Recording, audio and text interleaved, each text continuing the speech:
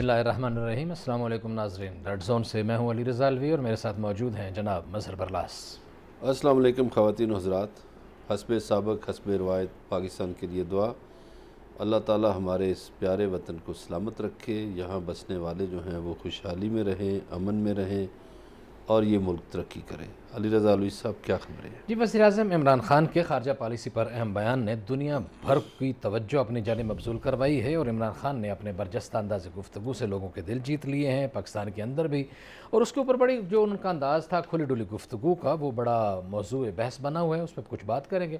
پھر قومی سلامتی کے حوالے سے جو اپوزیشن کے مطالبے پر ایک اہم بریفنگ کا اہتمام کیا گیا، اس بریفنگ کے اندر کیا ہوا اور کس کس نے سوالات کیے، کیا کیا سوالات کیے گئے، اس پہ بھی بات ہوگی۔ اور جب بات باہر میں نکلے تو بتایا گیا اپوزیشن مکمل طور پر مطمئن ہے، پر اعتماد ہے اور انہوں نے اس کے اوپر اظہار اطمینان کیا ہے۔ سارے پہلوؤں کا جائزہ لیں گے۔ پھر سعید غنی نے نیب پر حملے کیے ہیں، کہتے ہیں کہ نیب کا قانون سیاہ اور ظالمانہ ہے، نیب نے جو بدماشی مچائی ہوئی ہے یہ وہ نہیں چلے گی، مجھے بلائیں تو ایک ایک چیز بتاؤں گا۔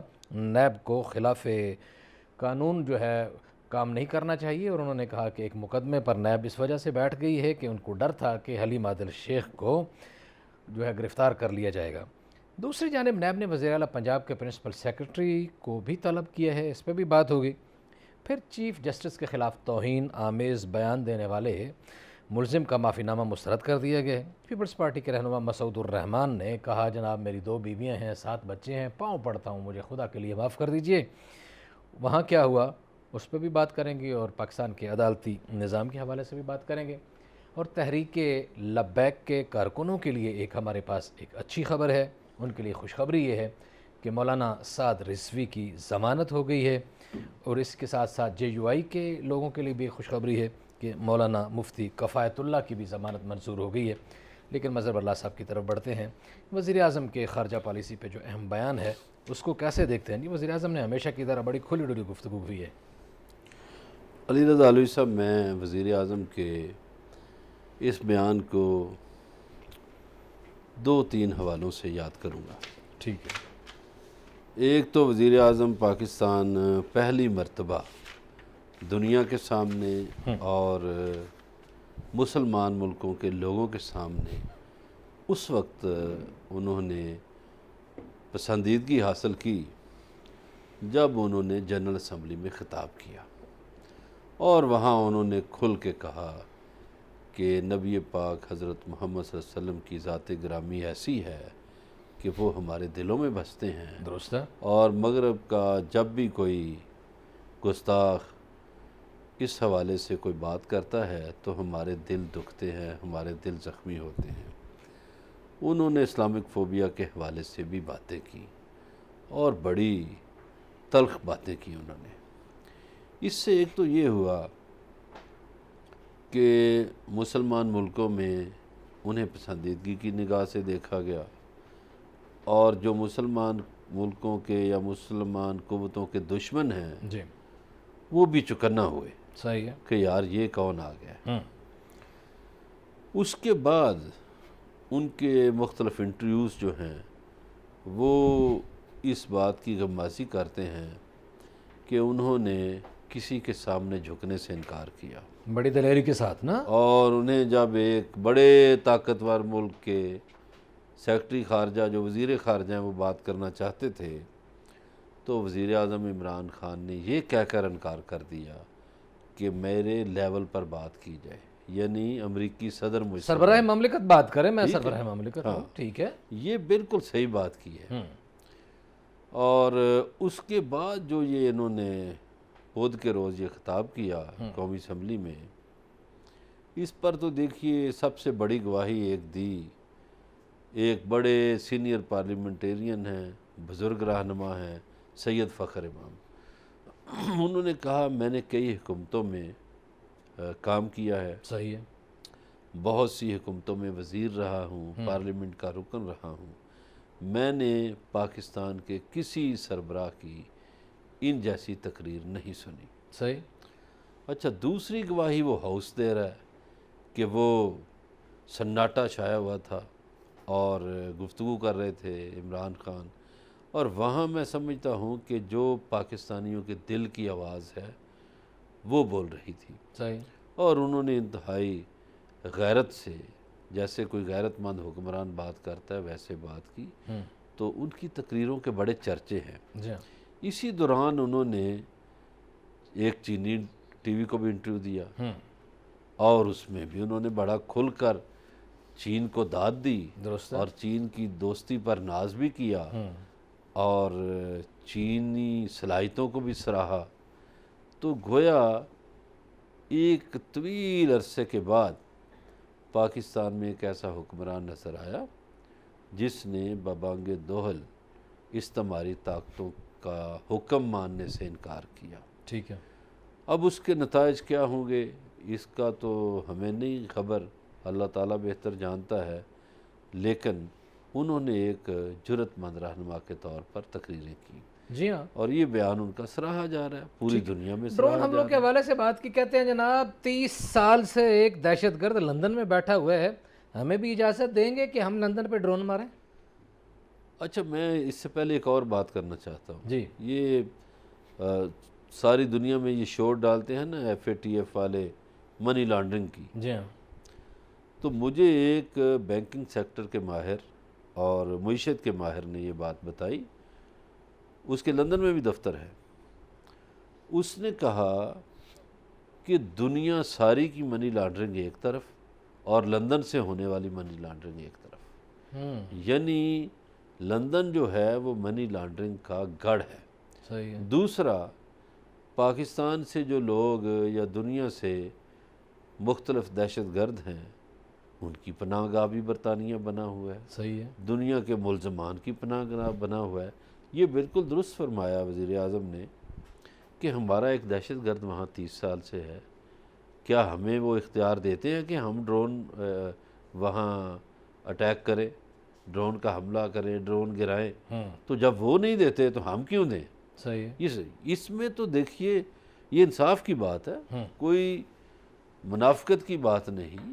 ایک سچی بات ہے کہ بھائی آپ اپنے دشمن کو مارنے کے لیے تو ڈرون کا استعمال کرتے ہیں، تو ہمارے دشمن کو آپ ادھر جنت کی طرح رکھتے ہیں، محفوظ رکھتے ہیں، اور اسے سہولیات بھی دیتے ہیں. تو میرا خیال ہے کہ یہ ضروری بھی تھا. صحیح ہے. چونکہ جو لوگ سمجھتے تھے پاکستان کو کہ پاکستان تو ہمارے حکم کا غلام ہے، انہیں احساس ہوا ہوگا کہ ایسا نہیں، صحیح ہے. پاکستان ایسا نہیں ہے جیسا ہم نے سوچا تھا. اچھا، انہوں نے یہ جو بات کی کہ جب اسامہ بن لادن کو پاکستان میں مارا گیا تو بیرون ممالک میں موجود پاکستانیوں کے سر شرم سے جھک گئے، کہنا کیا چاہتے ہیں اس سے؟ اب اس میں الوی صاحب کئی سیاسی اختلافات آ جائیں گے، اور یہ پہلو بھی آئے گا کہ جب امریکیوں نے پاکستان کے ایک گھر پہ حملہ کر کے اسامہ بن لادن کو جاں بحق کیا تو اس میں شرم سے سر جھک گئے.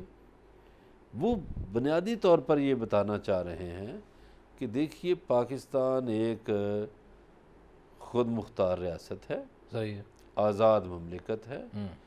تو اس میں جو آپ کا یہ فعل تھا وہ اس قدر شرمناک تھا کہ پاکستانیوں کے سر جھک گئے جو بیرونی دنیا آپ میں پاکستان کی خود مختاری کا احترام ہی نہیں کرتے، اس کی سورینٹی کا احترام ہی نہیں کرتے، آپ منہ اٹھا کے جیسے پوری دنیا آپ کی مفتوحہ علاقہ تو نہیں ہے نا. تو آپ ہماری خود مختاری کا تو احترام کرتے نہیں، تو ہم کسی کی خود مختاری کا احترام کیوں کریں؟ حالانکہ ہم کرتے ہیں.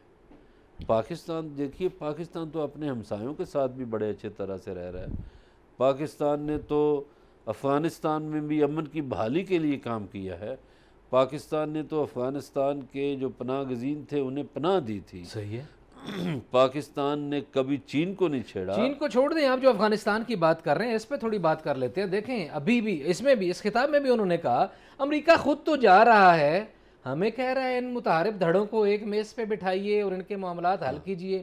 اور وہ کہتے ہیں کہ اب اگر یہی صورتحال ہوئی، اور یہی قومی سلامتی کے لیے بریفنگ میں بھی یہ بات کی گئی کہ اگر خدا نخواستہ ایسی صورتحال ہوگی تو 5-6 لاکھ افغانی پھر ادھر پاکستان آنے کا خطرہ موجود ہے، مہاجرین کا ایک نیا سیلاب آ جائے گا. اب گزارش یہ ہے، اسی لیے پاکستان کی حکومت کی یہ کوشش ہے اور شاید ہمارے پورے خطے کی کوشش ہو، ایک آدھ ملک چھوڑ کے جو امریکی پٹھو ہیں، باقی خطے کی یہی کوشش ہے کہ افغانستان میں امن ہو۔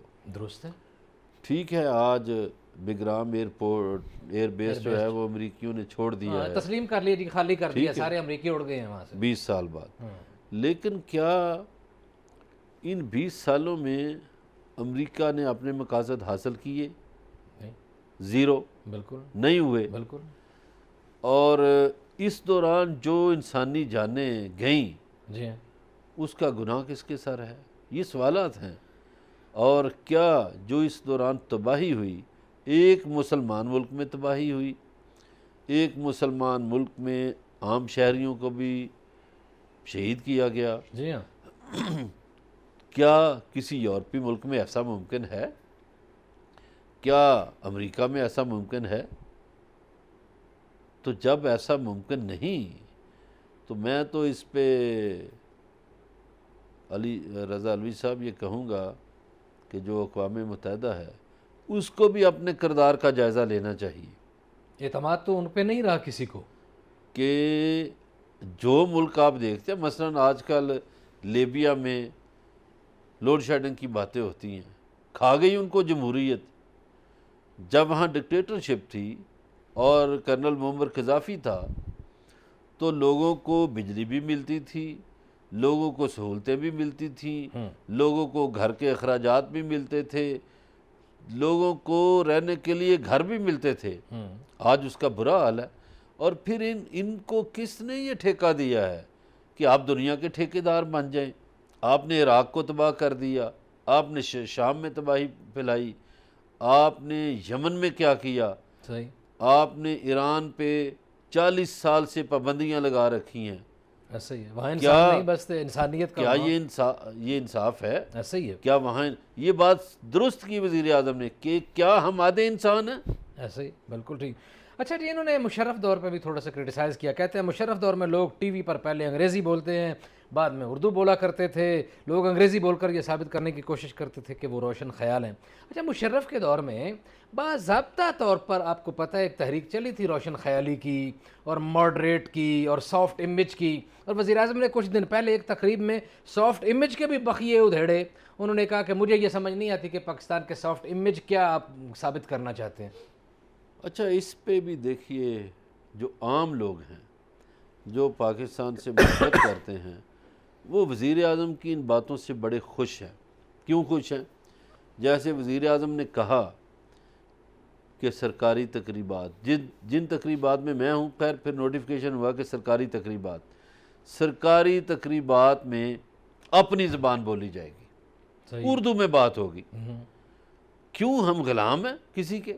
صحیح ہے، جیپنیز اپنی زبان میں کرتے ہیں، چائنیز اپنی زبان میں کرتے ہیں، ایرانی اپنی زبان میں کرتے ہیں، رشین اپنی زبان میں کرتے ہیں، تو ہم جرمن اپنی زبان میں کرتے ہیں، ہم کسی کے غلام ہیں؟ صحیح ہے۔ دوسرا، وزیر اعظم نے دیکھیے کل بڑی اچھی بات کی، کسان کانفرنس سے، کنونشن سے خطاب کرتے ہوئے انہوں نے کہا دیکھیے، جس زمانے میں میں پڑھا تو میں اگرچہ انگریزی اسکول میں پڑھا تو بہت تھوڑے انگریزی اسکول ہوتے تھے، لیکن دانش اردو میڈیم سرکاری اسکولوں سے آتی تھی۔ تو اب ہم نے تعلیم کا ایسا بیڑا غرق کر دیا ہے کہ سرکاری اسکولوں کا تو اب کوئی نام ہی نہیں لیتا۔ یہ 35-40 سالوں میں ایسا بیڑا غرق ہوا۔ انہوں نے ہسپتالوں کا بھی ذکر کیا، صحیح، اچھے بھلے سرکاری اسپتال ہوتے تھے۔ اچھا، اس کا فائدہ کس کو پہنچایا گیا؟ بزنس مینوں کو۔ اب لوگ تعلیم کی بجائے تجارت کر رہے ہیں، اور علاج جو ہے وہ اتنا مہنگا ہو گیا ہے۔ جیسے آج میں اور آپ ایک جگہ موجود تھے تو وہاں ایک بندہ بات کر رہا تھا جی، کہ جو بچوں کے روٹی کپڑے کے پیسے تھے جی ہاں، وہ ہم فیسوں پہ لگا رہے ہیں، سکولوں کی فیسوں پہ لگا رہے ہیں۔ بالکل صحیح، یہ بات اس کی درست ہے۔ یہ جو معاشرے میں غربت پھیلی ہے، اس کی بڑی وجہ بھی یہ ہے کہ جو کھانے پینے کے پیسے ہیں وہ بندہ دے دیتا ہے اپنے بچوں کی فیسیں، اور بلوں میں اور باقی ساری چیزوں میں، اور صحت پہ بھی صحت پہ بھی وہ کھائے کدھر سے؟ اب یہ یہ اچھی بات ہے کہ ہمارے جو موجودہ وزیر اعظم ہیں ان کو یہ شعور ہے. انہوں نے خیر خیبر پختونخوا میں تو انصاف صحت کارڈ دیا، پنجاب میں بھی وہ کوشش کر رہے ہیں، لیکن یہ سوچنا بھی بڑی بات ہے کہ آپ سرکاری اسکولوں کے لیے سوچیں، اردو کے لیے سوچیں. عمران خان آکسفورڈ کے پڑھے ہوئے ہیں، انگریزی بول سکتے ہیں، وہاں مغربی معاشرے میں رہے ہیں، لیکن ان کا ہماری قومی غیرت کا تقاضا ہے اپنی شناخت کہ بنائیے، ہم اردو بولیں، پاکستانیت کو فروغ ٹھیک ہے. دیجیے. اب یہاں لوگ منہ ٹیڑھے کر کے انگریزی بولتے ہیں. اور ایک بات اور الوی صاحب، یہ دیکھیے انگریزی کوئی ذہانت کی علامت نہیں، ایک زبان ہے، کوئی بھی زبان بولنا ذریعہ اظہار ہے. وہ تو بلکہ مذاق میں کہتے ہیں نا جی کہ وہاں یورپ میں تو پاگل بھی انگریزی بولتے ہیں. بات چیت کا سلسلہ جاری ہے، ہمارے ساتھ رہیے گا، ملتے ہیں ایک بریک کے بعد.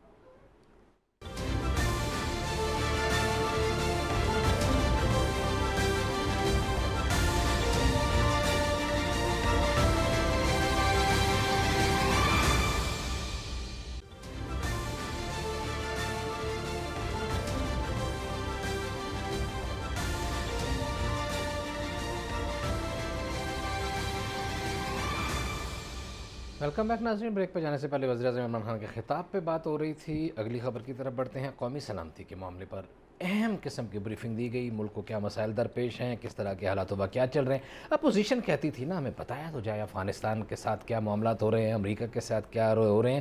تو پھر وہ انہیں بتایا گیا، اور جب بتایا گیا تو اس کے بعد اپوزیشن کے اراکین جو ہیں خاصے مطمئن نظر آئے، پورے اعتماد نظر آئے، اور وہ بڑے خوش نظر آئے. اور انہوں نے کہا کہ ہم بہت مطمئن ہیں ساری صورتحال سے.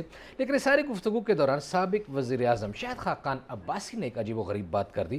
ان سے جب پوچھا گیا کہ امریکہ کو اڈے دینے کے حوالے سے کیا بات ہوئی ہے تو انہوں نے کیا جواب دیا، انہی کی زبانی سناتے ہیں، پھر اس پہ تبصرہ کرتے ہیں. شاہد خاقان عباسی. ایبسلیوٹلی ناٹ پہ کوئی بات ہوئی ہے. Absolutely not what? اچھا امریکہ نہیں دیں گے. امریکہ نے مانگا ہی نہیں ہے. یہ بتایا گیا سر نمبر آپ کو کہ امریکہ نے اڈے نہیں مانگے ہے نا؟ ہمیں کسی نے بتایا کہ بنڈے مانگے ہیں. بات ہی نہیں. اڈوں پہ بات نہیں ہوئی ہے. نہ انہوں نے مانگے ہیں نہ ہم نے دینے ہیں. جی، ہمیں کسی نے نہیں بتایا کہ کسی نے اڈے مانگے ہیں، نہ کسی نے مانگے ہیں، نہ ہم نے دینے ہیں.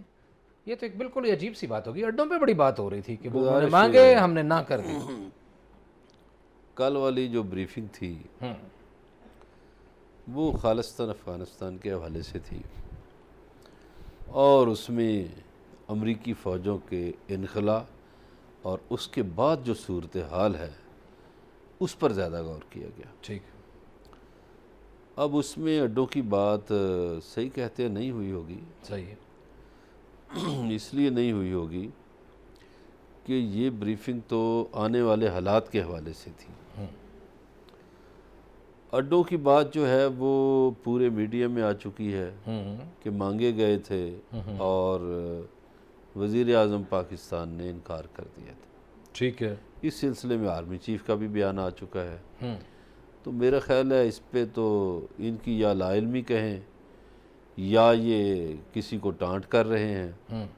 چونکہ سیاسی آدمی ہیں شاہد خاقان عباسی صاحب، تو پتہ نہیں وہ اس سے کیا حاصل کرنا چاہتے تھے یا ان کا کیا مقصد تھا. ٹھیک ہے. اب جو کل بریفنگ ہوئی اس میں یہ جو بڑی بڑی باتیں کرتے ہیں نا، یہ سارے خاموشی سے بیٹھے سن رہے تھے. جی ٹھیک ہے، بالکل اچھے بچوں کی طرح. بالکل بڑے مؤدب، بڑے ریسپیکٹیبل. بالکل کوئی تلخی نہیں ہوئی، کوئی سختی نہیں ہوئی. پہلا سوال مشاہد حسین سید نے کیا، دوسرا سوال شہباز شریف نے کیا، تیسرا سوال بلاول بھٹو زرداری نے کیا، چوتھا سوال شاہ محمود قریشی نے کیا. پھر باتیں چلنے کے لیے اب اس میں آج کچھ باتیں ہوئیں. جو وفاقی وزیر ہیں فواد چودھری اور مسلم لیگ نون کی جو ترجمان ہیں مریم اورنگزیب، ان کی گفتگو چلتی رہی سارا دن آج. اب دیکھیے ہمیں نہیں پتہ کہ کون جھوٹ بولتا ہے کون سچ بولتا ہے. ٹھیک ہے. یہ دونوں کو ایک دوسرے کو غلط بیانی کہتے ہیں. اب فواد چودھری صاحب نے یہ بات کر دی، چونکہ انہوں نے پہلے بات کی. ان سے پوچھا جاتا رہا کہ وزیر اعظم کیوں نہیں آئے، تو انہوں نے مجبوراً ایک وضاحت کر دی کہ دیکھیے جو اپوزیشن لیڈر ہیں شہباز شریف، انہوں نے کہا تھا کہ کہ اگر وزیر اعظم آئے تو ہم بائیکاٹ کر دیں گے. تو ایک ماحول کو تو وزیر اعظم نے اس پر کہا کہ کوئی بات نہیں، بریفنگ ہونے دیں. اچھا، اس میں دوغلا ہماری پن پارٹی دیکھیے، کے ایک طرف تو یہ صورتحال ہے اور فواد چودھری یہ کہہ رہے ہیں، لیکن اپوزیشن والے کہتے ہیں جی کہ یہ دیکھیے وزیر اعظم آئے نہیں ہیں، اتنے بڑا اہم نوعیت کا اجلاس تھا قومی سلامتی کا اور وہ بالکل تشریف ہی نہیں لائے، ان کو اب پرواہ ہی دیکھیں نہیں نا، ہے. جب انہوں نے بات کھول دی فواد چودھری صاحب نے انہی سوالوں کے جواب میں، ہاں، تو پھر مریم اورنگزیب کہنے لگی جی غلط بیانی کر رہے ہیں فواد چودھری صاحب. ایسا ہی ہے. اچھا، میرا نہیں خیال کہ وہ ایسا کر رہے ہیں، اس لیے کہ جب سپیکر کے پاس بھی لوگ موجود تھے، عسکری قیادت بھی موجود تھی، تو فواد چودھری واحد وزیر تھے جو وہاں بیٹھے ہوئے تھے، اور فواد چودھری اس سارے عمل میں بڑے متحرک تھے. ٹھیک ہے. تو انہوں نے چونکہ پہلے بات کی ہے، انہوں نے وضاحت کی ہے کہ وزیر اعظم کیوں نہیں آئے. ویسے تو وزیر اعظم اسلام آباد میں تھے، ان کو آنے میں مسئلہ نہیں تھا، آنا چاہیے تھا، لیکن لیکن امپریشن یہ دیا گیا ہے کہ وزیر اعظم اپنی انا کے قیدی ہیں اور ملکی مفادات اور قومی مفادات اور ملک کی بجائے انہوں نے اپنی انا کو ترجیح دی اور انہوں نے اپوزیشن کے ساتھ بیٹھنا پسند نہیں کیا. یہ امپریشن دیا گیا، ہم نہیں یہ کہہ رہے یہ غلط ہے یا ٹھیک ہے، یہ ایک علیحدہ ڈیبیٹ ہے، لیکن امپریشن یہی ہے. دیکھیے وزیر اعظم کی انا کا یہ مسئلہ ہوتا تو ان کی 2 روز پہلے والی تقریریں لوگ دیکھ لیں.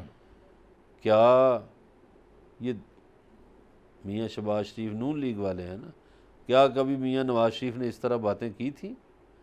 امریکیوں کو کبھی اس طرح للکارا تھا؟ یہ بیان بازی کرنا بڑا آسان کام ہے. تو وزیر اعظم نے ایک اچھا جیسچر دیا کہ بجائے اس کے کہ یہ بائیکاٹ ہو بریفنگ کا، تو ہماری سیاسی قیادت چلو ایک بریفنگ لے لے قومی سلامتی کے اداروں سے، اور پھر جو یہ تانا ملتا ہے ان کو 1-2 خاص شخصیات کی وجہ سے، تو وہ شخصیات وہاں موجود تھیں جو اپوزیشن کو بریفنگ دے رہی تھی. ایسے ہی ٹھیک ہے، صحیح ہے. تو اس میں یہ تعصب بھی انہوں نے ظاہر کیا کہ دیکھیے جی میں نہیں آتا، آپ بریفنگ تو لیں، صحیح، بہت آپ اچھی ان سے بات. جو اور پوچھنا اس ہے موقع پوچھیں. پہ سپہ سالار جناب قمر جاوید باجوہ نے کہا کہ میری بیوی بھی پشتون ہے. کھانے کی میز پہ بھی ہلکی پھلکی گفتگو ہوئی، پہلے باقاعدہ بریفنگ. تو کہتے ہیں چھوٹے جو ہے نا بیٹے کی منگنی بھی میری پشتونوں میں ہوئی ہے، فوج میں 40% پشتون ہیں. پھر انہوں نے کوئی کہا کہ 6000 لوگ، جو بریفنگ کے دوران یہ بتایا گیا کہ 6000 لوگ جو ہیں وہ اس وقت افغانستان میں موجود ہیں نیٹو کے، اور داعش کے بھی 2-3 ہزار افراد جو ہیں شام سے افغانستان منتقل ہو چکے ہیں. یہ بات بھی بتائی گئی. افغانستان کے نیٹو کے 7250 افراد موجود ہیں اور امریکی 1500 فوجی موجود ہیں. یہ اس طرح کے اعداد و شمار بریفنگ کے دوران بتائے گا جو ذرائع نے بات بتائی ہے چیزیں. اچھا، اس میں ہم ایک تاریخی حوالے سے کام لیتے ہیں. ایک تو یہ جو خیبر پختونخوا 6000 والی بات ہے، 6000 دہشت گرد موجود ہیں جو پاکستان میں دہشت گردی میں بھی ملوث ہیں، جو ٹی ٹی پی کے بھی کچھ وابستہ ہیں، کچھ بلوچوں کے بھی وابستہ لوگ ہیں. جو خیبر پختونخوا کے حوالے سے ایک بات میں کرنا چاہتا ہوں کہ یہ تو پنجاب کا حصہ تھا. صحیح ہے. رنجیت سنگھ کے دور میں بھی، انگریزوں کے دور میں بھی رہا. 1900 میں یہ ایک صوبہ بنایا گیا، سرحدی صوبہ. ٹھیک ہے جی، ہم اس کو اردو میں صوبہ سرحد کہتے ہیں، ویسے تو اس کا لمبا چوڑا نام تھا نا، north west frontier some thing. تو یہ صوبہ پنجاب کا حصہ تھا. اب ان کی ویسے بھی میں دیکھتا ہوں کہ پشتونوں کی پنجابیوں سے بڑی رشتہ داریاں ہیں. یہ 2 صوبے آپس میں بہت رشتہ داریاں کرتے ہیں. صحیح ہے. اسی طرح صوبہ سندھ اور بلوچستان والوں کی بڑی رشتہ داریاں ہیں. خیبر پختونخوا والوں کی بلوچستان کا جو پشتون بیلٹ ہے اس میں بڑی رشتہ داریاں ہیں. تو یہ تو خیر انہوں نے ایک اچھی بات کی کہ بتا دیا کہ ان کی اہلیہ پشتون ہیں اور ان کے صاحبزادے کی شادی بھی پشتونوں میں ہو رہی ہے. قریبی ویسے چند دنوں تک ان کی شادی ہے. اور راجپوتوں میں بھی فیملی کا رشتہ داریوں کا ذکر کیا کہ راجپوت بھی میرے رشتہ. یہ مختلف بہت ساری گفتگو، ہر پہلو پہ گفتگو. میں نے ایک دن ایک پوچھا چیز فوج کے حوالے سے، میں ایک بات جو ہمارے ناظرین سن رہے ہیں، فوج میں کوئی برادری نہیں ہوتی، کوئی صوبہ نہیں ہوتا، کوئی فرقہ نہیں ہوتا. ایسے ہی ہے، بالکل فوج صحیح. پاکستان کی فوج ہے. پاکستان ہے اور ہم میں بھی پاکستانیت آنی چاہیے. بالکل یہ بات درست ہے. بات چیت کا سلسلہ جاری ہے، ہمارے ساتھ رہیے گا. ملتے ہیں بریک کے بعد.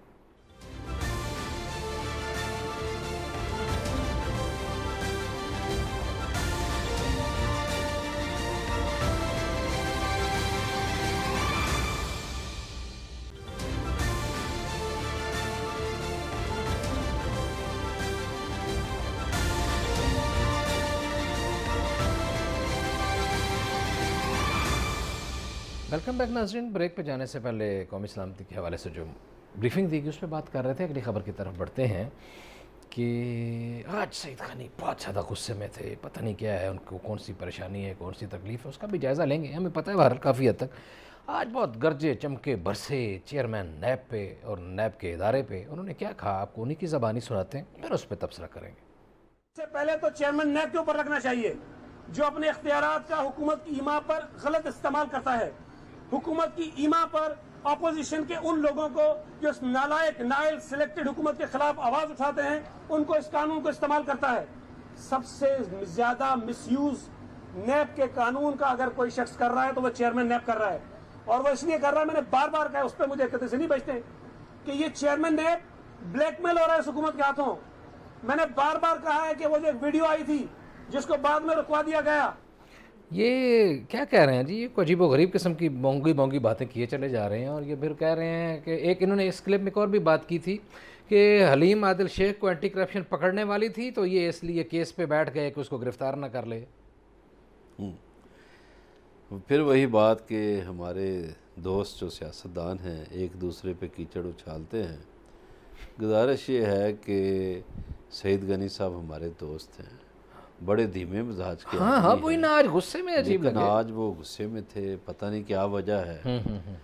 अब जहाँ तक चेयरमैन नैब का ताल्लुक है, देखिए अगर चेयरमैन नैब जो हैं वो जानबदार होते या हुकूमती दबाव का शिकार होते, सबसे ज़्यादा वो कानून का मिसयूज़ कर रहे हैं, इल्ज़ाम ये लगा रहे हैं, और तो फिर ये अच्छा एक ही जुमले में दो बातें कर रहे हैं, सबसे ज़्यादा कानून को मिसयूज़ कर रहे हैं और साथ ही कर रहे हैं हुकूमत से ब्लैकमेल हो रहे हैं। देखिए पंजाब के सीनियर वज़ीर अलीम ख़ान वो नैब में गए, गिरफ़्तार हुए। अच्छा जी, फिर वो जो वज़ीर हैं जंगलात के मियाँ वाली के, सब्तान ख़ान साहब, वो हुए। और अभी आज ही वज़ीर आला पंजाब के प्रिंसिपल सेक्रेटरी ताहिर खुर्शीद के हवाले से सवालनामा भेजा है, यानी एक तरह से नोटिस भेज दिया है कि जनाब ये जो जायदाद है फ़लाँ फ़लाँ फ़लाँ, सही, वो कहाँ से आई, कैसे आई। ठीक है। इसी तरह इलेक्शन कमीशन ने भी देखिए वज़ीर आला पंजाब से पूछा है कि फ़लाँ फ़लाँ लग्जरी गाड़ियाँ इस्तेमाल हुई हैं, वो कैसे हुई हैं। ठीक हो गया। तो मेरा ख्याल है कि हमें बजाय मुल्की इदारों पे कीचड़ उछालने के खुद को ठीक करना, या उन्हें मतनाज़ा बनाने के खुद को ठीक करना चाहिए। बिल्कुल सही। अदालती निज़ाम पाकिस्तान का क्या लगता है, क्या सूरत हाल है, कितना इत्मीनान है? आज तो नहीं, अदालत के एक केस में भी अदालत ने माफ़ी देने से इनकार कर दिया, वो भी बड़े चीखे थे, चिल्लाए थे, आज कहते हैं अल्लाह दा वास्ता ये माफ़ कर दो मनु, ये क्या सूरत है? अच्छा, वो सुप्रीम कोर्ट या हाई कोर्ट तो बड़े सख्त ऑर्डर कर रहे हैं, लेकिन जो लोअर जुडिशरी है वो कहीं ना कहीं उसमें कोई खामी, कोई कोताही है। मसलन मेरे इल्म में है कि एक सुखे की हाफसाबाद का केस है। सुखे की के करीब एक गांव है, वहाँ मां मस्जिद थे सादत हुसैन शाह। सही। सादत शाह साहब को साल पहले कत्ल कर दिया गया। उनकी बीवी के आशना के साथ मिलकर बीवी ने भी कत्ल किया। अच्छा, ये मामला बड़ा उठा था, उस वक्त भी मीडिया में आया था। उनके बच्चों ने भी गवाहियाँ दी। जी जी। मगर अब क्या हुआ कि साल बाद उस शख्स के, ज़ाहिर है फैमिली सफ़र करती है, एक मिनट है हमारे उनके भाइयों को ये रिज़ल्ट मिला कि मुजरमान जो हैं वो रहा हो गए। सुभान अल्लाह। अब वो हाई कोर्ट में जाएंगे, एहतजाज करें, कहाँ जाएं? तो इंसाफ होता हुआ नज़र आना चाहिए। सही है। ये इंसाफ के बारे में एक कोटेशन है।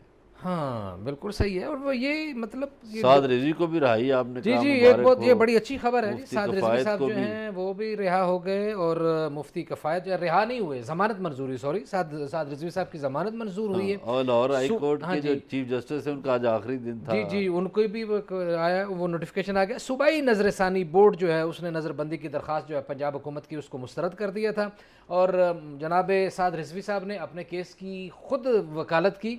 हाँ जी, जस्टिस मलिक शहजाद, जस्टिस आलिया नीलम और जस्टिस सदाकत साहिबा के सामने, जस्टिस सदाकत साहब के सामने। और उन्होंने कहा कि 12 अप्रैल से मुझे रखा हुआ है, कोई एक बात ये साबित नहीं कर सके कि हमने कहीं बैठ के बाकायदा कोई मनसूबाबंदी की थी, बलवे वगैरह की, ये वो। جو وہاں کے حالات تھے وہ فوری اچانک کے حالات تھے اور اس طرح کی ساری صورتحال تھی. اس کے بعد ان کی درخواست جو ہے وہ درخواست مسترد ہو گئی اور ضمانت منظور ہو گئی. دیکھیے اگر کوئی اور کیس نہ ہوا تو شاید ان کی رہائی متوقع ہے. پھر اسی طرح مفتی کفایت اللہ صاحب کی بھی ضمانت جو ہے وہ بھی منظور ہو گئی ہے.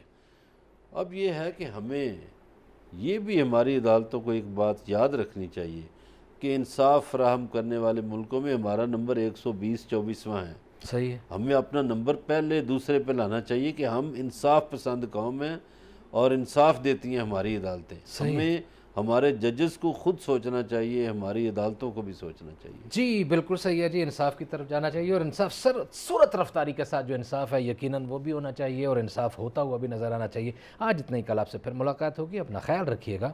اللہ نگہبان.